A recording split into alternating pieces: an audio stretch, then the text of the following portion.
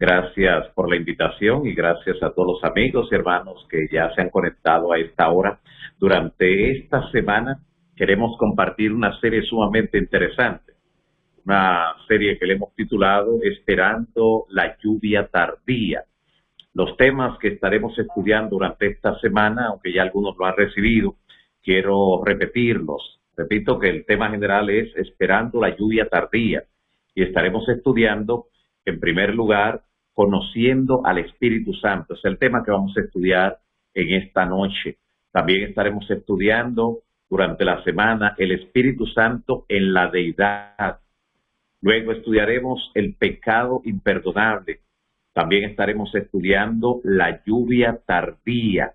Cada uno de estos temas, junto a la obra del Espíritu Santo, son los que vamos a estar estudiando durante la semana, esperando que sea de bendición, de mucho crecimiento espiritual y que podamos así dar la bienvenida al Espíritu Santo y que tengamos una experiencia renovadora durante esta semana y durante el resto de nuestra vida, de aquí hasta cuando Cristo regrese en gloria. Cuando abordamos este tema sobre el conocer el Espíritu Santo, muchas preguntas que a veces surgen en la mente y usted puede estar seguro y segura que las cosas espirituales se disciernen espiritualmente. Por tanto, con la base de la palabra, con la dirección del Espíritu Santo por el que se ha estado clamando, orando, nosotros tendremos una comprensión cabal de lo que Dios ha decidido revelarnos con relación al Espíritu Santo. Tenemos que decir de entrada que de las tres personas de la deidad, de las tres personas de la divinidad, el Espíritu Santo es el menos comprendido. Y eso es un tanto irónico por el hecho de que la persona que está más cerca de nosotros, de ahora mismo y durante toda la era cristiana, desde que Cristo encomendó el cuidado de la iglesia a la tercera persona de la deidad, es justamente el Espíritu Santo. Así que es irónico que sea el menos conocido de la deidad, siendo que es la persona que está más cerca de cada uno de nosotros. De hecho, Jesús dijo que no solo estaría con nosotros, sino que también estaría en nosotros. Y es el Espíritu Santo quien nos hace nacer de nuevo. Es el Espíritu Santo quien habita, como hemos dicho, en nosotros y hace que Cristo, también por la fe, habite en nuestra vida. Es el Espíritu Santo también quien nos transforma y justamente de quien nos transforma, de quien hace esa obra poderosa que solo puede ser operada por la tercera persona de la divinidad, es justamente de quien sabemos tan poco. Pero nos proponemos durante esta semana en cada estudio ir conociendo cada vez más sobre esta persona de la deidad que estará con la iglesia, aun cuando concluya la gracia para el mundo, permanecerá con la iglesia. Y por eso lo vemos en Apocalipsis 22:17, que Juan describe, el espíritu y la esposa dicen, ven. Y el que oiga también diga, ven. Y el que quiera, venga y tome gratuitamente del agua de la vida. Así que al estudiar sobre el Espíritu Santo, al intentar conocer mejor al Espíritu Santo, debemos entender que una de las razones por la que tenemos una menor comprensión de esta persona de la divinidad es porque la Biblia con frecuencia es menos explícita con respecto al Espíritu Santo que con lo que lo es sobre el Padre, sobre el Hijo, aunque hay muchas referencias, y será parte también de nuestro estudio, muchas referencias al Espíritu Santo en las Sagradas Escrituras. Gran parte de esas referencias son metafóricas, otras son simbólicas plenamente, y la Biblia habla ampliamente acerca de lo que es el Espíritu Santo, aunque muy poco de su naturaleza. Se dedica más tiempo a hablar de la obra del Espíritu Santo que de la naturaleza de esta persona de la deidad. Y justamente otra razón para el poco conocimiento posiblemente que en sentido general se tenga sobre esta persona de la divinidad surge del ministerio que realiza el Espíritu Santo. El Espíritu Santo está constantemente tratando de centrar nuestra atención en Cristo. O sea, así como el Hijo glorificó al Padre, el Espíritu Santo viene para glorificar al Hijo.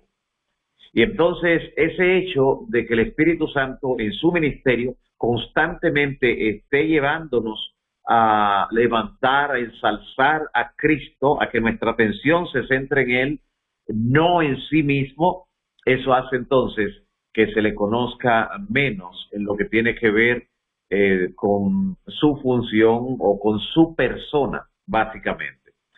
En el plan de salvación, el Espíritu Santo desempeña un rol subordinado al del Padre y al Hijo. Y esto es sumamente interesante, no porque haya uno que sea más poderoso que el otro. Recuerden que estamos hablando de las personas de la divinidad, de la deidad.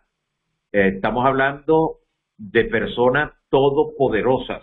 Estamos hablando de omnisciencia, de omnipotencia, en lo que tiene que ver con la naturaleza de estas personas divinas. Sin embargo, notamos que el mismo Hijo se sujeta al Padre, se subordina al Padre dentro del plan de redención, y ahora el Espíritu Santo lo hace con el Hijo, aunque esa función no implica que su naturaleza sea inferior. Es bueno no perder eso de vista. Y durante esta semana, en cada estudio referente al Espíritu Santo, al escudriñar lo que se ha revelado sobre esa persona de la divinidad, debemos nosotros estar orando fervientemente para tener esa presencia transformadora del Espíritu en nuestra vida. Ese debe ser nuestro trabajo, y es lo que ya ha comenzado a realizarse durante toda la sesión de oración. Así que debemos recordar que uno de los momentos más dramáticos para el impacto que el Espíritu Santo tendría en la vida de los creyentes, estamos hablando del momento cuando Cristo le dijo a los discípulos: os conviene que yo me vaya, porque si yo no me fuera, el Espíritu Santo no vendría a vosotros.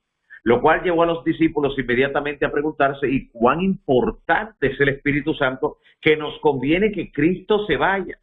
Aquel con quien hemos andado, con quien hemos compartido durante 3 años y medio, quien nos ha mostrado cosas que nunca antes se habían visto. ¿Cómo que nos conviene que Él se vaya? Para que venga el Espíritu Santo. Así que los discípulos reaccionaron con algo de temor, con algo de tristeza, con algo de confusión. Y esto mientras escuchaban las palabras de Jesús, que estaban no solo anticipando que ya no estaría con ellos, sino que estaba anticipando su muerte. Y pensar ellos que estarían privados de la presencia del Maestro. Se preguntaban quién sería ahora que ocuparía el lugar como maestro, como amigo, como consejero. Y entonces el Señor Jesús, conociendo la desesperada necesidad que tenían los discípulos, no solo de información, sino de realmente quien fuera su nuevo maestro, su amigo, su consejero, ante la partida de Cristo, el Señor Jesús les prometió enviar su representante para que estuviera con ellos. Y hay un nombre particular que usó el Señor Jesús para representar o para indicar más bien quién era que habría de ocupar su lugar. Y Jesús, hablando sobre la persona del Espíritu Santo, utilizó expresiones como ayudador, consejero, consolador, sobre todo esa última, consolador. Y en diferentes traducciones la palabra se presenta justamente con acepciones que son sinónimas entre ellas. Sin embargo, debemos decir que tanto la palabra consejero, ayudador, como también consolador, vienen a nuestro lenguaje, a nuestro idioma, de una palabra griega. Y cuando citamos el idioma original es para aclarar más. Si esto no aclara más, no recurrimos a ese recurso. Así que preste atención, la palabra que se traduce para consolador en griego es la palabra parakletos, que está formada por dos partes. La palabra para, que significa al lado de, por eso es utilizado, por ejemplo, cuando en un país un grupo armado funciona de manera contigua o al lado de lo que es el ejército, se le llama grupo paramilitar, o sea, al lado o paralelamente con lo que es el grupo militar reconocido, está operando este otro grupo que se le llama paramilitar. Así que para es al lado de. Y el adjetivo kletos, de la porción para kletos, significa llamado. Así que cuando unimos el significado de la raíz y de lo que es también el sufijo de esta palabra, el significado sería llamado a estar al lado de. Así que el Espíritu Santo fue llamado para estar al lado de los creyentes, al lado de los discípulos del Maestro. De esta manera entendemos que su función era estar bien de cerca, como el Señor Jesús lo había estado con los discípulos, y como veremos más adelante, mucho más de cerca, porque no solo estaría con ellos como lo estuvo Jesús, sino que estaría en ellos. Y eso entonces nos dice de una razón por la que esta persona de la divinidad fue convocada para que viniera en auxilio de los discípulos como un intercesor, como un mediador, como un ayudador, como un consejero, como un abogado. Y vemos al estudiar en la Biblia sobre la persona del Espíritu Santo que solamente Juan usa este término de paracletos. Digo que la usa al referir las palabras de Cristo, porque el que se refirió al Espíritu Santo fue Jesús. Pero Juan, al escribir, utiliza en el Nuevo Testamento esa expresión. Se la aplica tanto a Jesús como también al Espíritu Santo. Y eso es interesante. En primera de Juan 2:1, cuando Juan dice, hijitos míos, estas cosas escribo para que no pequéis, pero si alguno hubiere pecado, abogado tenemos para con el Padre a Jesucristo el justo. Esa palabra abogado, que escuchamos en nuestras versiones en castellano, realmente viene del griego paracletos. Se está diciendo, hay alguien a tu lado para defenderte, así como el abogado está al lado, tú puedes saber que Jesús está ahí al lado para defenderte. Incluso durante su ministerio terrenal, el Señor Jesús fue el consejero, fue el ayudador, fue el consolador de todos los discípulos, y por eso es muy apropiado que al leer, referir o introducir a su sucesor, al Espíritu Santo, también pues utilice el mismo nombre, el mismo título. Así que el Espíritu Santo, hermanos y hermanas, es enviado por el Padre a pedido del Hijo y en el nombre del Hijo, como dice el propio Señor Jesús. El Espíritu Santo es quien continúa la obra de Cristo en esta tierra. Mediante el Espíritu Santo los discípulos tenían la presencia de Jesús, que ya no podía estar directamente en persona porque limitado por un cuerpo humano, una autolimitación que el Hijo adoptó. Tendrá ese cuerpo humano para siempre, será uno de nuestra raza, será nuestro hermano mayor para siempre. Ahora Jesús podría estar en los discípulos, pero por medio, a través de la tercera persona de la divinidad, del Espíritu Santo, básicamente. Por eso es que Pablo decía, ya no vivo yo, mas vive Cristo en mí. Pero ¿cómo podía Cristo vivir en él? Cristo estaba en el cielo. Allí se hace referencia, allí apuntan los apóstoles, los profetas, luego de la ascensión de Cristo. En el cielo está personalmente. ¿Cómo habitar en nosotros Cristo? A través del Espíritu Santo. El Espíritu Santo hace posible que la presencia de Jesús esté en nosotros. Por eso el Señor Jesús le dijo en el Evangelio de Juan, capítulo 14, versículo 18, no os dejaré huérfanos, vendré a vosotros. Y esas palabras del Señor Jesús no se referían a que él iba a estar visitándolo constantemente en persona, que él lo iba a estar visitando ocasionalmente en la forma como había estado con ellos durante 3 años y medio, lo que habría significado de hecho muy poco consuelo para los discípulos, el solo hecho de verlo esporádicamente. Por eso Jesús le dijo, no los dejaré huérfanos. Así que más bien esto significaba, esta promesa del Señor Jesús, que Él les estaba anunciando una relación permanente e íntima a través del Espíritu Santo. Por eso decía, yo en vosotros. Así le expresa en Juan capítulo 14, versículo 20. Y eso sería posible solamente, exclusivamente, como hemos dicho, por la presencia del Espíritu Santo en los creyentes. Cuando recordamos la naturaleza humana de Cristo, y recordamos que eso le impedía a Jesús estar personalmente en todas partes al mismo tiempo, entonces comprendemos por qué la grandeza del sucesor del Maestro, de la tercera persona de la divinidad, del Espíritu Santo. El Espíritu Santo es omnipresente. Con esa expresión encontramos al salmista, incluso en el Salmo 139, versículo 7, cuando se pregunta, ¿a dónde me iré de tu espíritu? ¿A dónde me esconderé de tu espíritu?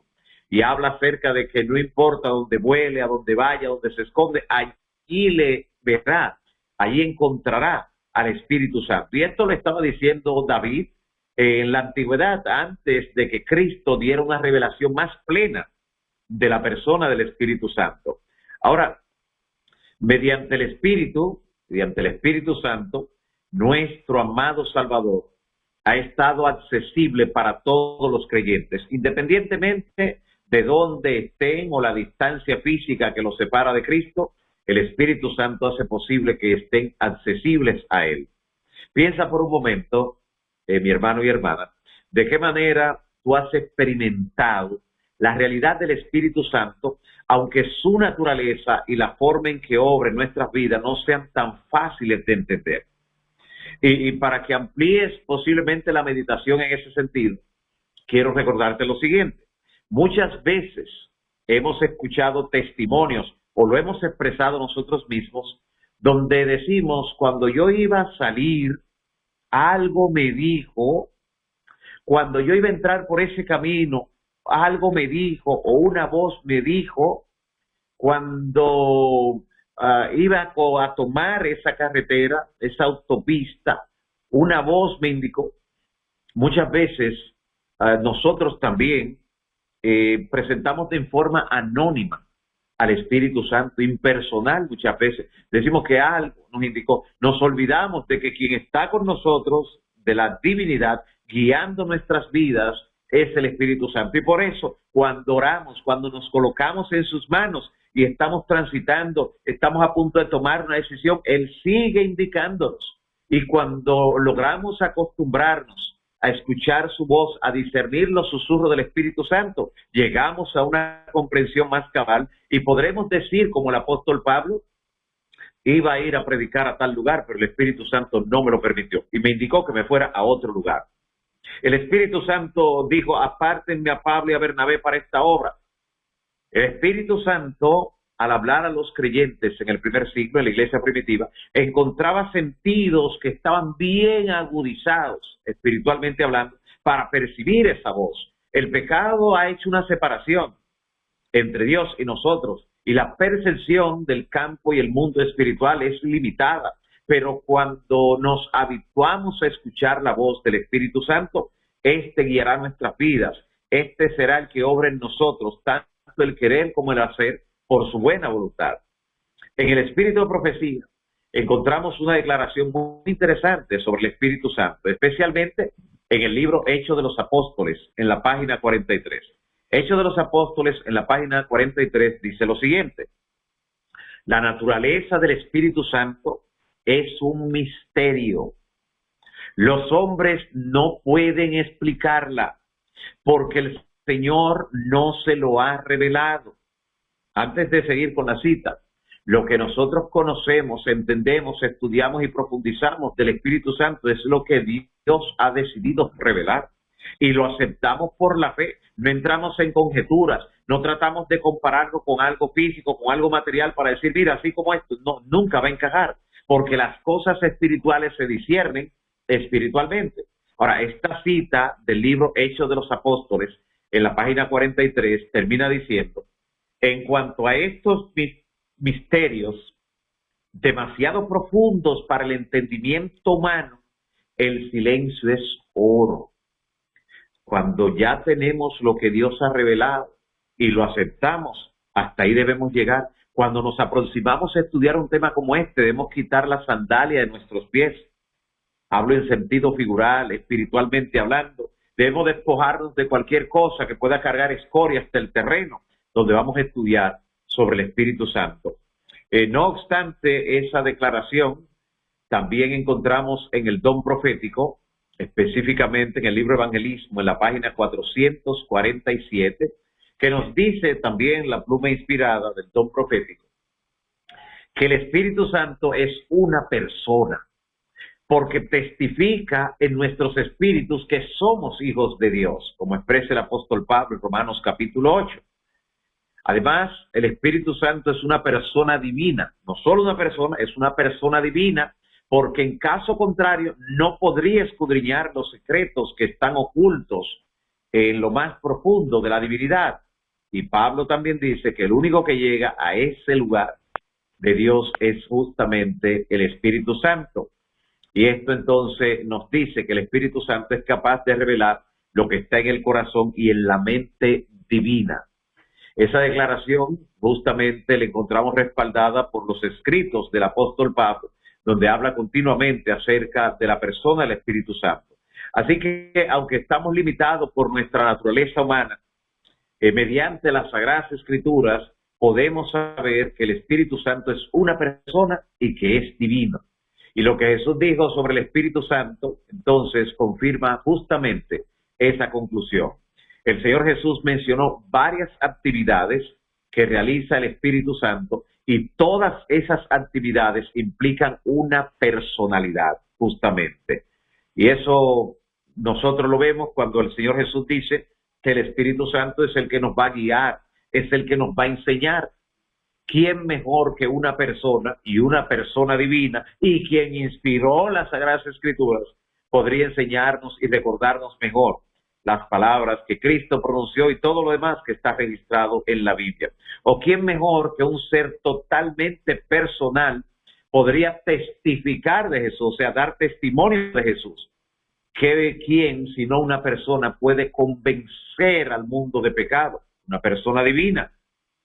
Guiarnos a toda verdad, escuchar y hablar como lo presenta la Biblia. Y solo una persona inteligente puede glorificar a Cristo, como Jesús dijo que lo haría efectivamente el Espíritu Santo. Así que, siguiendo las enseñanzas del Señor Jesús y también del resto de los escritores del Nuevo Testamento, vemos bien en claro que el Espíritu Santo tiene características que son esenciales de una persona, como lo son voluntad, inteligencia, tiene emociones. Recuerda que el apóstol Pablo nos dice: no contristéis al Espíritu Santo, no lo entristezca. Y justamente porque el Espíritu Santo es una persona divina también, debemos someternos humildemente a su voluntad y también a su dirección. Personas que continuamente viven resistiendo al Espíritu Santo, rechazando al Espíritu Santo, entristeciendo al Espíritu Santo y hasta apagando al Espíritu Santo. Sin embargo, lo que nos dice la Biblia es que debemos invitar al Espíritu Santo a entrar en nuestros corazones, por lo que estamos ahora constantemente orando, aún mientras estudiamos la palabra. Ven, Espíritu Santo, mora en mi vida, mora en mi corazón, haz en mí tanto el querer como el hacer por tu buena voluntad, porque solo el Espíritu Santo es capaz de transformar nuestras vidas y también de producir el fruto del Espíritu en nuestros caracteres. Nota lo importante de esto, porque una cosa son los dones y otra cosa son los frutos del Espíritu. Los dones son importantes, pero nota que la limitación de la utilidad de los dones es muy práctica cuando la comparamos con los frutos. Los frutos pueden ser consumidos, pueden ser de utilidad para otros.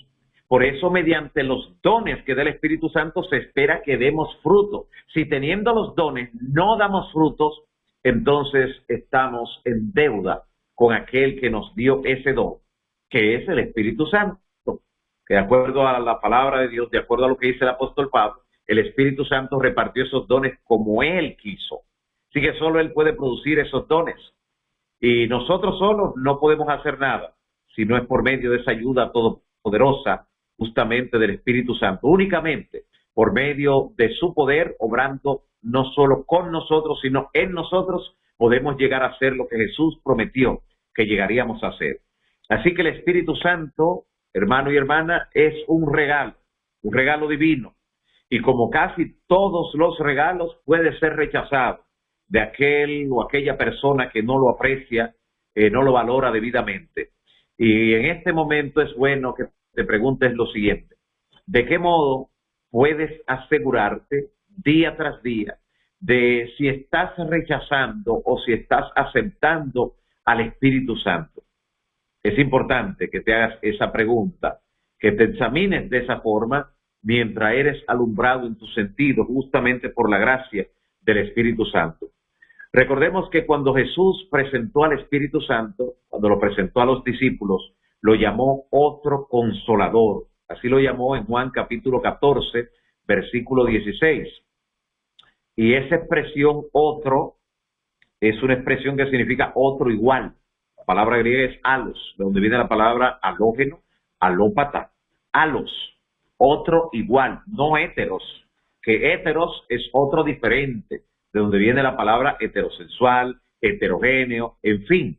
Así que utiliza alos, que es otro igual. Y así estaba haciendo referencia a que quien vendría a guiar a la iglesia a estar con los discípulos y en los discípulos sería otro de la misma clase, otra persona similar a Cristo. Recuerda que el mismo Cristo también, su naturaleza era espíritu, y es espíritu originalmente, pero ahora él se ha encarnado. Por eso Jesús mismo, cuando hablaba de Dios en su generalidad, decía, Dios es espíritu, y los que le adoran en espíritu y en verdad es necesario que le adoren. ¿Nota? Así que esto nos da una idea bien amplia de lo que Jesús quiso enseñar al introducir la persona del Espíritu Santo.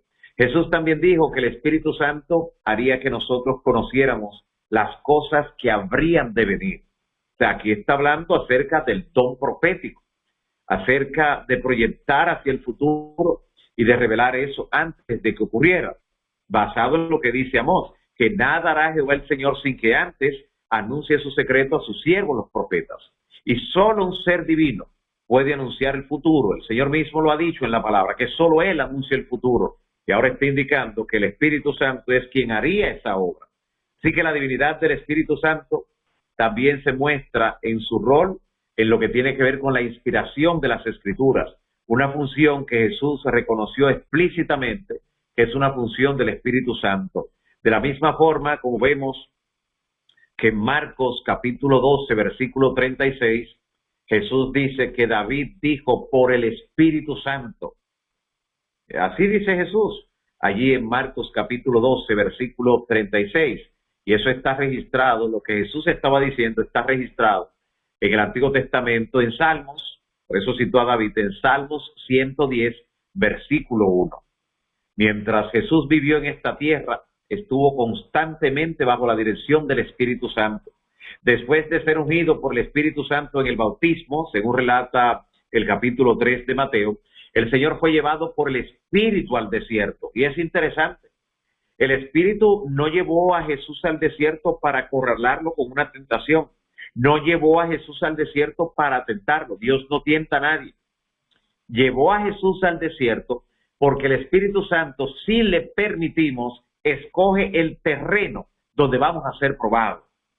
La prueba va a venir, la tentación será inevitable. Ahora, ¿qué es lo que puede darnos un punto a favor? El escenario en que ocurra la tentación o ocurra la prueba para nuestro carácter. Y el Espíritu Santo selecciona el lugar que entiende que es el más adecuado para que nosotros salgamos más que vencedores. Así el Señor Jesús salió victorioso sobre el tentador. Y entonces la Biblia dice, tan pronto termina la tentación, registrada tanto en Mateo 4 como también en Lucas 4, dice que Jesús volvió en el poder del Espíritu a Galilea. El Espíritu Santo constantemente era que le guiaba. Y eso así para llevar entonces adelante su ministerio. También los milagros que Cristo realizó fueron hechos, obrados por el poder del Espíritu Santo, según nos dice en Mateo capítulo 12, versículo 28. Y el hecho de que el Hijo de Dios, el amado Hijo de Dios, dependía del Espíritu Santo, es otra demostración del carácter divino del Espíritu. Porque es difícil imaginarse al Hijo de Dios dependiendo de algo que fuera menos que divino. ¿No has pensado en eso, amigo y hermano? Sí que es importante reconocer y aceptar lo que Jesús enseña sobre la persona del Espíritu Santo, sobre la maravillosa persona del Espíritu Santo.